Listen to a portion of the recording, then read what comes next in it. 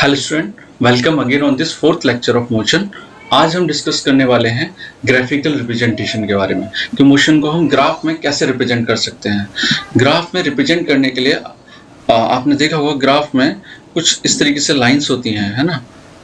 ये जो लाइंस होती हैं ग्राफ में वो आपको कुछ ऐसे नजर आएंगे स्क्वायर की फॉर्म में, है ना। स्क्वायर लाइंस होती हैं। तो आपको उसमें ग्राफ को रिप्रेजेंट करने के लिए दो एक्सिस की जरूरत होती है। एक होती है आपकी एक्स एक्सिस और एक होती है वाई एक्सिस। ये वाली वाई एक्सिस जो वर्टिकल लाइन होती है, जो हॉरिजॉन्टल में होती है वो एक्स एक्सिस होती है। तो आप जो एक्स एक्सिस और वाई एक्सिस पे क्वांटिटीज लेते टाइम ये चीज ध्यान रखनी है कि आप जो ले रहे हैं एक्स एक्सिस में हमेशा वो क्वांटिटी लेंगे जो इंडिपेंडेंट होती हैं। अब ये इंडिपेंडेंट कौन सी क्वांटिटी होती हैं? देखिए, इंडिपेंडेंट वो क्वांटिटीज होती हैं जो किसी पे डिपेंड नहीं करती हैं। जैसे कि टाइम। सपोज कीजिए एक स्टूडेंट है, ये एक जगह खड़ा है और ये आगे नहीं जा रहा है, वो अपनी पोजीशन पे ही फिक्स है। तो क्या टाइम उसके लिए रुक जाएगा? नहीं ना, टाइम तो बढ़ता रहेगा, कंटिन्यूस बढ़ता जाएगा। बट वो अपनी पोजीशन से मूव करे ना करे, बट टाइम हमेशा बढ़ता जाएगा। तो ऐसी चीजें जो किसी पे डिपेंड नहीं करती हैं उनको हम इंडिपेंडेंट बोलते हैं। तो एक्स एक्सिस पे हमेशा इंडिपेंडेंट चीजें हैं, उनको ही हम रिप्रेजेंट करेंगे। और जो हमारी वाई एक्सिस होती है उस पर हम डिपेंडेंट को लेते हैं। डिपेंडेंट कौन सी होती है? डिस्टेंस हो गया, वेलोसिटी हो गया, है ना। वेलोसिटी है, अगर आप चलो ना चलो बट टाइम तो बढ़ता जाएगा। तो ऐसी चीजें, एक्सेलरेशन, वो सब चीजें हम क्या करेंगे, उनको हम वाई एक्सिस पे रिप्रेजेंट करेंगे।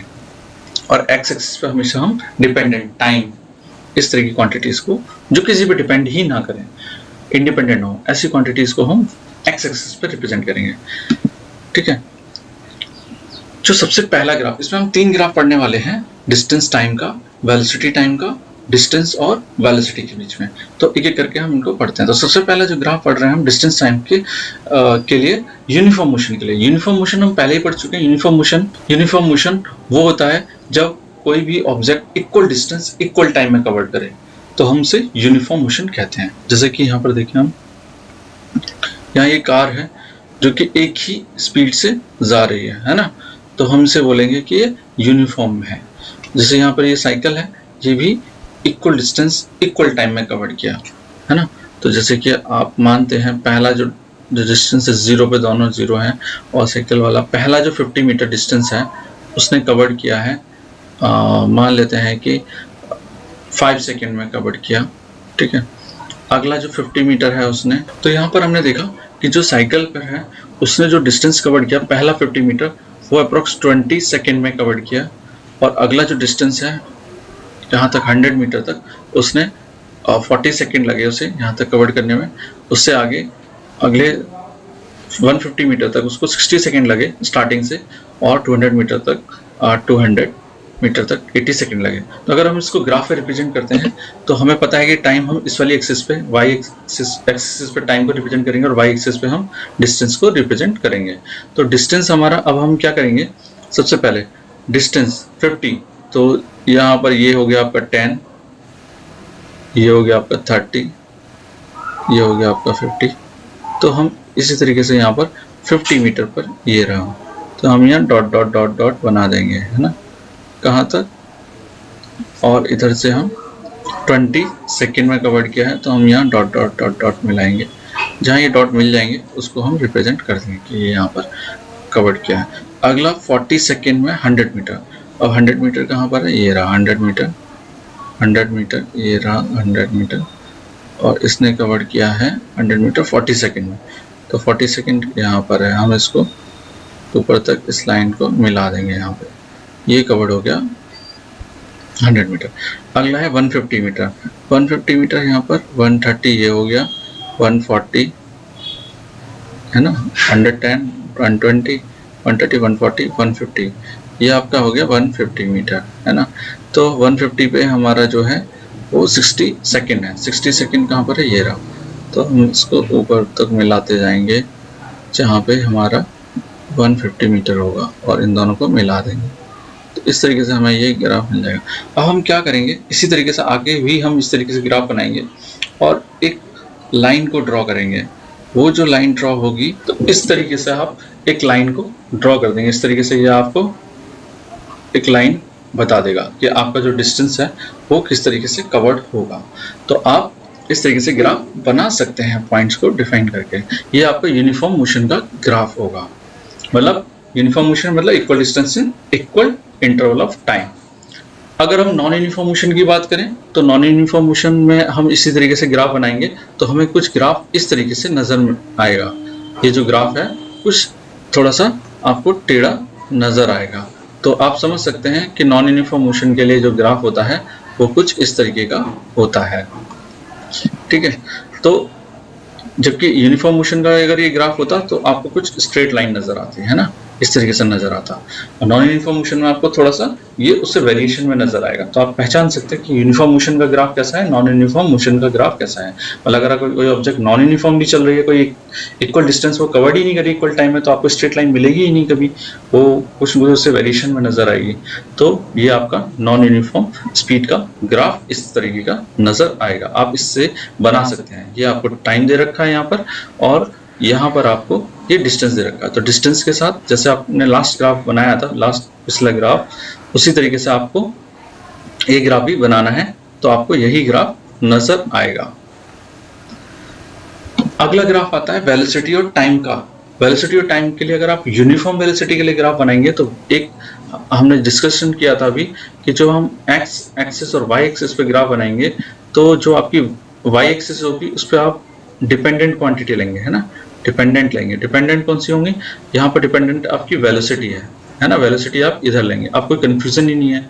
और आप जो एक्स एक्सिस पे लेंगे उस पर आप टाइम लेंगे, है ना। तो आपका ग्राफ इस तरीके से होगा।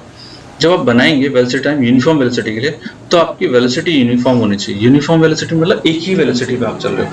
अब जब आप एक ही वेलोसिटी से चलोगे, अगर आप उस पर रीडिंग लिखो 10, 20, 30, 40, 50, अगर आप, मैं लिख देता हूँ 10, 20, 30, 40, 50 और ये आपका टाइम है। मान लेते हैं आपका one hour, kilometre per hour में किलोमीटर पर आवर, और ये आपका 1 आवर, 2 आवर, 3 आवर, 4 आवर। अगर आप एक यूनिफॉर्म स्पीड से चल रहे हैं या यूनिफॉर्म वेलोसिटी से चल रहे हैं तो इसका मतलब आपकी जो स्पीड होगी, जैसे आप 30 किलोमीटर पर आवर से चल रहे हैं तो आपकी स्पीड तो एक ही रहने वाली है। तो मतलब आपका ग्राफ कुछ ऐसा नजर आएगा, एक ही लाइन इस तरीके से। मतलब आप एक ही स्पीड से चल रहे हो ना, स्पीड तो आपकी बढ़ ही नहीं रही है। जब आपकी स्पीड बढ़ेगी नहीं तो आपका ग्राफ कुछ ऐसे मिलेगा। अगर आपकी स्पीड बढ़ रही होती तो आपका ग्राफ कुछ ऐसे मिलता टाइम के साथ। ऐसे भी हो सकता था, ऐसे भी हो सकता था, है ना। जब आप यूनिफॉर्म से चल रहे हो तो ये ग्राफ नहीं होंगे, आपका ग्राफ यही देखने को मिलेगा, जैसे कि यहाँ पर यह आपको ग्राफ दिया हुआ है ना।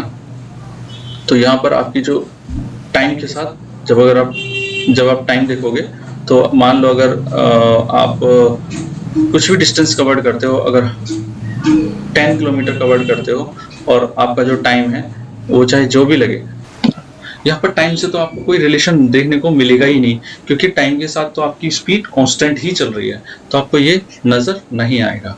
मतलब टाइम चाहे आपका कितना भी बढ़ता जाए, यहाँ पर ये टाइम पे डिपेंड नहीं करेगी और आपको ये ग्राफ कुछ ऐसा ही मिलेगा, स्ट्रेट, है ना। ये एक्सेलरेशन का ग्राफ होगा। अगर वेलोसिटी के बीच में और टाइम के बीच में आप ग्राफ देखेंगे तो हमेशा ये एक्सेलरेशन का ग्राफ होगा। ठीक है, तो यूनिफॉर्म के केस में आपको यही ग्राफ नजर आएगा। अब यहाँ पर हम यूनिफॉर्म एक्सेलरेशन के लिए बना के देखते हैं ग्राफ। तो आप वेलोसिटी इस वाले ग्राफ में बनाएंगे और टाइम आप इधर लेंगे, है ना। तो अगर आपको टाइम दे रखा है ये आपकी ये 5 सेकेंड है, यहाँ पर आपकी 10 हो गई, ये आपका 15 हो गया, ये 20, ये आपका 25, ये आपका 30, ये आपका 35, ये 40, इस तरीके से आप लिखते जाएंगे। और यहाँ पर वेलोसिटी कार की मीटर पर सेकंड में है तो आप मीटर पर सेकंड के लिए 2.5, ये आपका हो गया 5, ये आ गया आपका 7.5, ये आपका हो गया 10, ये हो गया आपका 12.5, ये आ गया आपका 15, है ना। इस तरीके से आप ग्राफ बना लेंगे। जब आप ग्राफ बनाएंगे तो आपको गिवन है कि पहला तो 0 0, मतलब टाइम भी 0 और वेलोसिटी भी 0, तो आपको ग्राफ को यहाँ पर मिलेगा, है ना, ये पॉइंट होगा ना, वो टाइम भी 0 और वेलोसिटी भी 0, ये ना स्पीड वेलोसिटी जो है 0 और टाइम भी 0। दूसरे केस में 5 है आपका टाइम और वेलोसिटी है 2.5। तो पहले टाइम 5 कहाँ पर है, ये रहा, आप इसको से डॉट डॉट डॉट करेंगे। फिर 2.5 है आपकी वेलोसिटी, 2.5 कहाँ पर है, यहाँ पर, इन दोनों को मिला दीजिए, जहाँ मिल जाएंगे वही आपका ग्राफ का पॉइंट हो गया। अगले में 10 है टाइम कहाँ है 10, ये रहा आपका, डॉट डॉट डॉट डॉट करेंगे।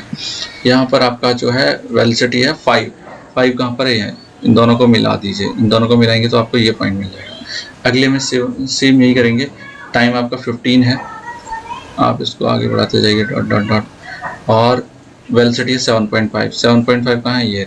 अब इन दोनों को मिलाएंगे तो आपको ये ग्राफ मिलेगा, है ना। अगले में टाइम है 20 सेकेंड, 20, ठीक है, और आपका ये है 10 मीटर पर सेकेंड, 10 कहाँ पर है, ये। आप इन दोनों को मिलाते जाइए, तो इस तरीके से आपको ये ग्राफ मिलता जाएगा। आप इसको इस तरीके से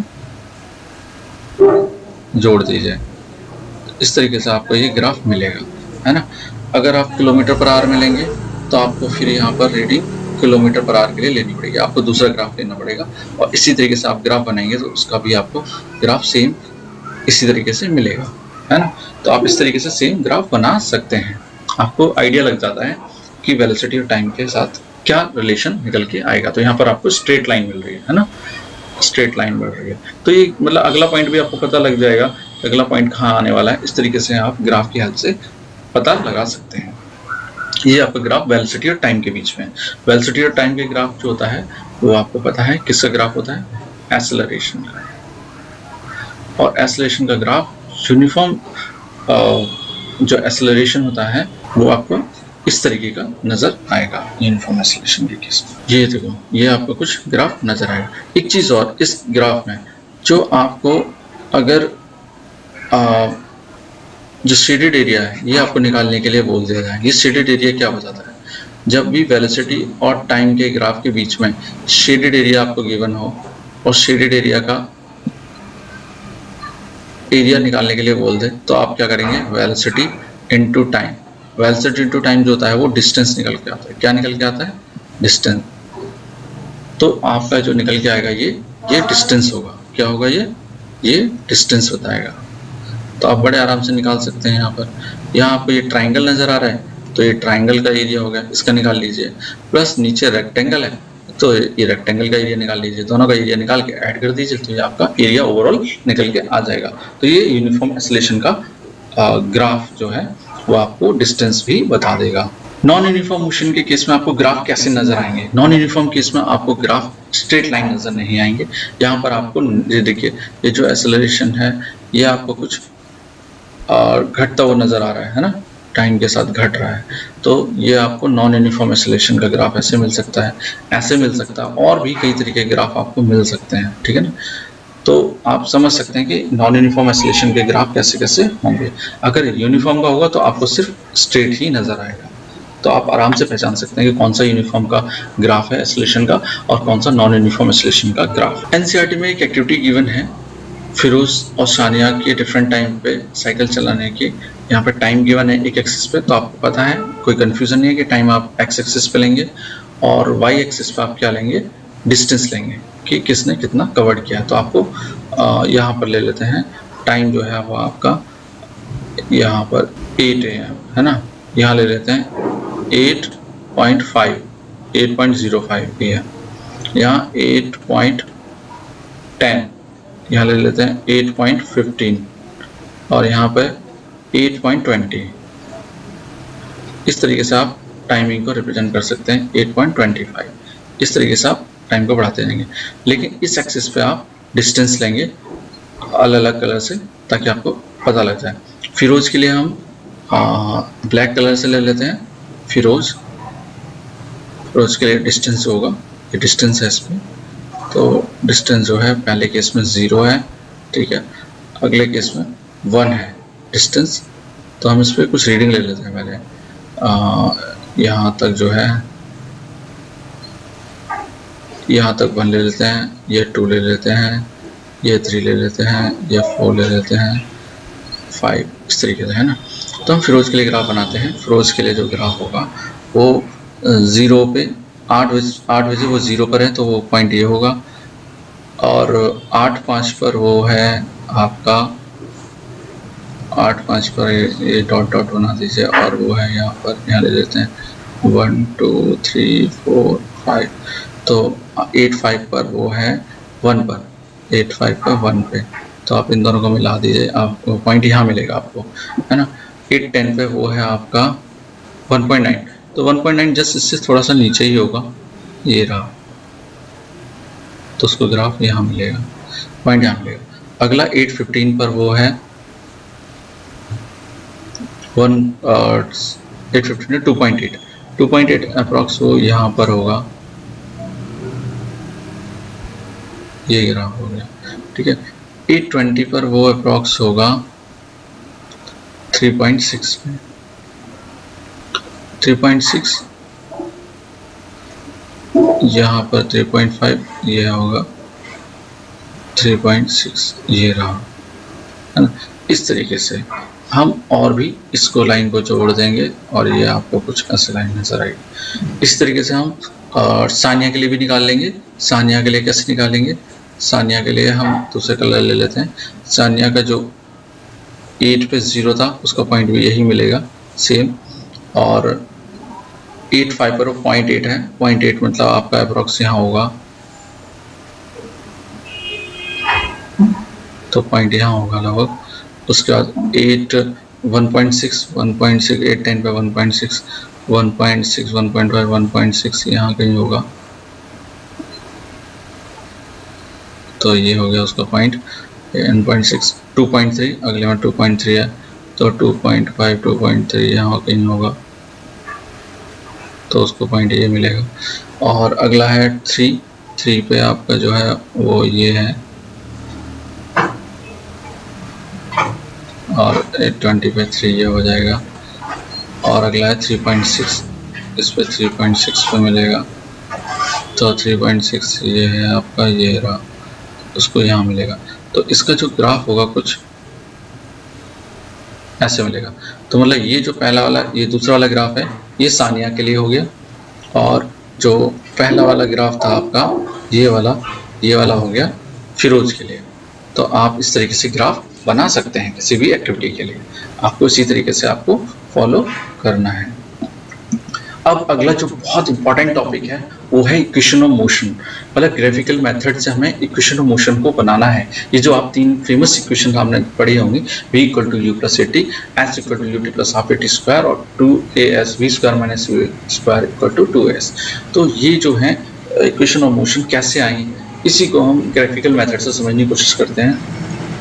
एक्चुअली ये 1D मोशन में रिप्रेजेंट करते हैं कि कोई भी ऑब्जेक्ट अगर मूव कर रहा है, उसकी इनिशियल u जो है वो इनिशियल वेलोसिटी है, इनिशियल वेलोसिटी, जबकि आपकी जो v है वो फाइनल वेलोसिटी कहलाती है। हम v से फाइनल वेलोसिटी को रिप्रेजेंट करते हैं, ठीक है ना।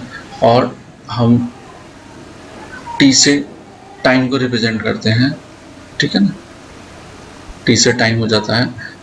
यहाँ पर जो a होता है वो एक्सेलरेशन होता है, एक्सेलरेशन, ठीक है, और s जो होता है वो हम डिस्टेंस को रिप्रेजेंट करते हैं। इस तरीके से इनके बीच में जो रिलेशन बनता है ना, इन रिलेशन जो मिलता है इन 5 टर्म के बीच में, कोई भी ऑब्जेक्ट जब स्ट्रेट लाइन में मूव करता है, यूनिफॉर्म एक्सेलरेशन से मूव करता है, तो जब रिलेट करते हैं तो हमें ये 3 इक्वेशन देखने को मिलती हैं। इन्हीं को हमने 3 इक्वेशन ऑफ मोशन कहा है, ठीक है। जब भी कोई भी ऑब्जेक्ट स्ट्रेट लाइन में चल रहा है, मतलब 1D में चल रहा है, और वो यूनिफॉर्म एक्सेलरेशन से चल रहा है, किससे चल रहा है? यूनिफॉर्म एक्सेलरेशन से। तो हम इनको जब कोरिलेट करते हैं तो हमें ये 3 इक्वेशन देखने को मिलेंगी, नजर आएंगी। तो इन्हीं को हम 1 बाय 1 स्टडी करते हैं कि ये कैसे आई हैं। सबसे पहले जब हम किसी इक्वेशन का वेलोसिटी टाइम ग्राफ स्टडी करते हैं, तो वेलोसिटी टाइम ग्राफ आपको पता है कि यूनिफॉर्म मोशन के लिए ये स्ट्रेट लाइन नज़र आती है। तो हमने ये ग्राफ लिया, क्योंकि हम ग्राफिकल इक्वेशन से पढ़ रहे हैं, तो हमने ये कोई ग्राफ लिया और हमने क्या किया, इससे हमें ये फर्स्ट इक्वेशन को बनाना है। तो हमें ये पता है कि ये वेलोसिटी और टाइम के बीच में जो ग्राफ होता है, ये किसका ग्राफ होता है? एक्सेलरेशन का। किसका? एक्सेलरेशन का, है ना। तो हमें ये पता है कि फाइनल वेलोसिटी को हम v से रिप्रेजेंट करते हैं, और कोई भी ऑब्जेक्ट अगर यहाँ से लेके यहाँ तक है फाइनली, तो ये v वेलोसिटी होगी यहाँ पर। और अगर कोई ऑब्जेक्ट यहाँ पर है तो इसका मतलब वो इनिशियल वेलोसिटी से होगा, है ना। तो इनिशियल वेलोसिटी, अब कोई जरूरी नहीं है कि कोई ऑब्जेक्ट आप जब देख रहे हो तभी वो चले, वो तो हो सकता है पहले से मूव कर रहा हो। अगर वो पहले से मूव कर रहा होगा तो ऑरिजिन से थोड़ी ही ना हमेशा चलेगा, वो पहले से चलता हुआ आ रहा होगा, है ना। ये ग्राफ जैसे अगर मैं मान के चलता हूँ कि कोई ऑब्जेक्ट है वो चल रहा है, तो इसका मतलब क्या है? इसकी वेलोसिटी ऑलरेडी पहले से कुछ है। अगर इससे आप पीछे डॉट डॉट डॉट करोगे तो इसका मतलब जीरो इसकी पीछे कहीं रही होगी, यहाँ से चला होगा। लेकिन हमने तो यहाँ से देखा, ये पहले से चल रहा हुआ है ना। कोई कार आपके सामने जा रही है तो वो तो पहले से चली हुई आ रही है ना, तो उसका ग्राफ कुछ आपको ऐसे नजर आएगा।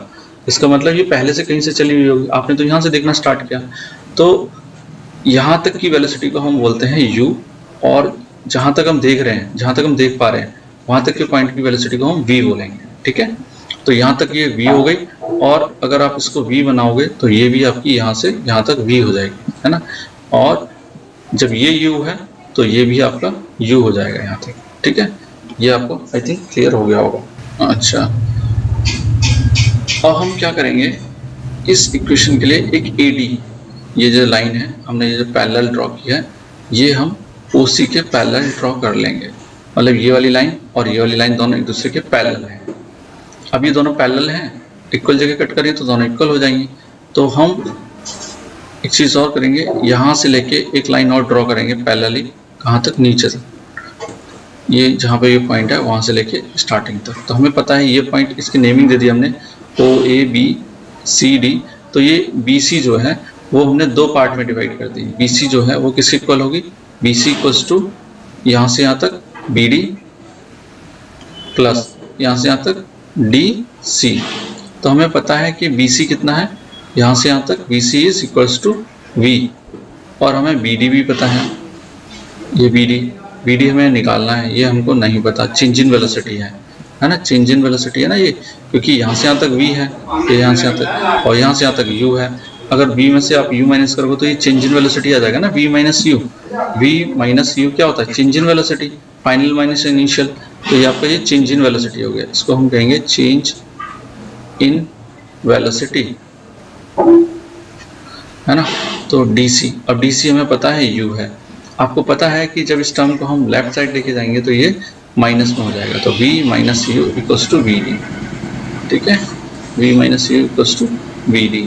तो यही देखो, ये हमने ये रिलेशन निकाल के ला दिया। अच्छा, हमें ये पता है कि एक्सेलरेशन का फॉर्मूला होता है change in velocity upon time taken, change in velocity upon time.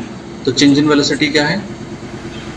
Change in velocity हमें पता है कि VD से रिप्रेजेंट करेंगे। VD is change in velocity, VD।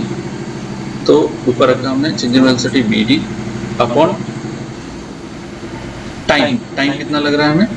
यहाँ से यहाँ तक जो टाइम है वो T है, यहाँ से यहाँ तक, तो ये T।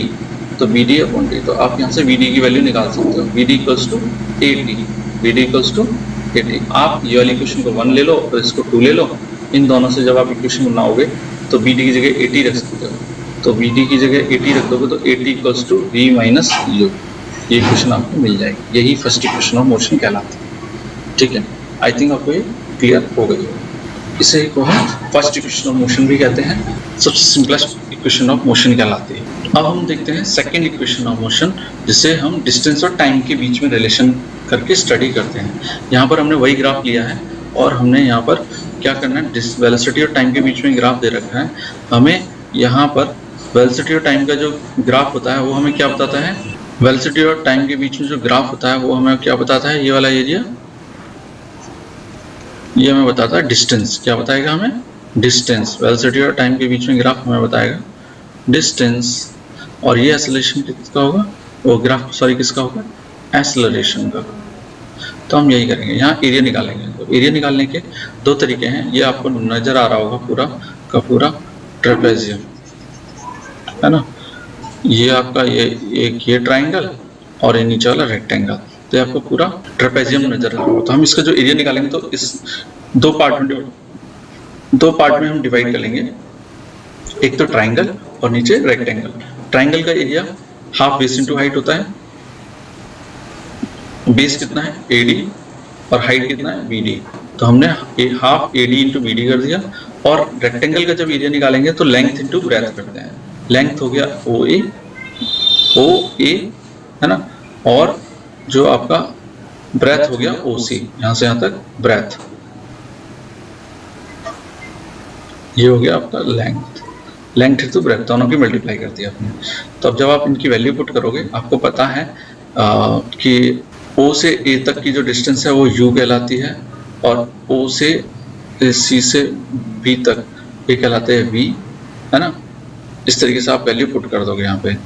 और जो आपका क्योंकि डिस्टेंस ये जो एरिया है वो डिस्टेंस बताएगा, तो डिस्टेंस आप रख देंगे, distance equals to OA equal to U, OA equals to U, OC equal to T, OC यहाँ से यहाँ तक T है, half AD equal to T, BD equal to AT, है ना। लास्ट इक्वेशन में हमने VD निकाला था, ये VD निकाला था ना, VD, ठीक है। Acceleration equals to change in velocity divided by time, ये था ना। तो चेंज इन वेलोसिटी क्या होगा, V minus U upon T equals to AT। तो आपका यहाँ पे चेंज इन वेलोसिटी जो है V माइनस U क्या है, BD है, BD upon T equals to A, तो BD इक्वल्स टू क्या आ जाएगा, AT।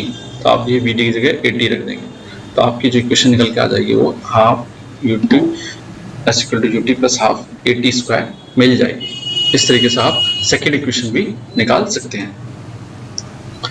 अब आती है जो थर्ड इक्वेशन, जो कि वेलोसिटी और टाइम के बीच में स्टडी कहलाती है।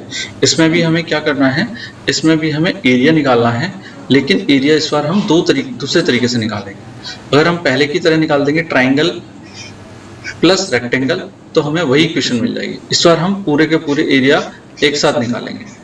एरिया कैसे निकालेंगे, ये एरिया ऑफ ट्रेपेजियम लगा देंगे, एरिया ऑफ ट्रेपेजियम।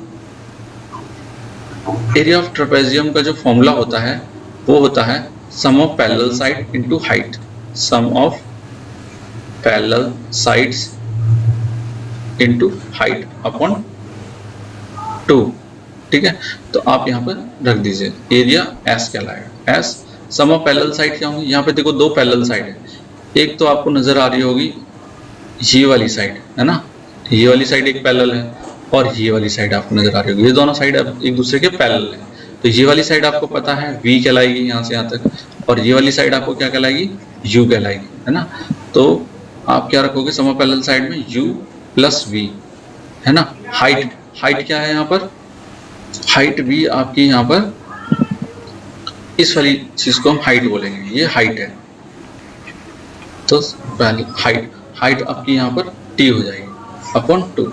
तो आप जब इसे रखोगे, ये आपके पास इक्वेशन आ गई। इस इक्वेशन में आप टाइम की वैल्यू पहले वाली वैल्यू से निकाल दीजिए, फर्स्ट इक्वेशन ऑफ मोशन से निकाल दीजिए। फर्स्ट इक्वेशन मोशन क्या है, V equal to U plus AT, है ना।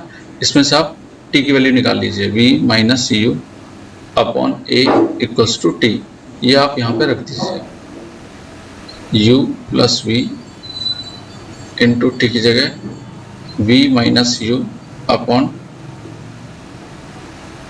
2। तो आपका जो इक्वेशन फॉर्मूला निकल के आ जाएगा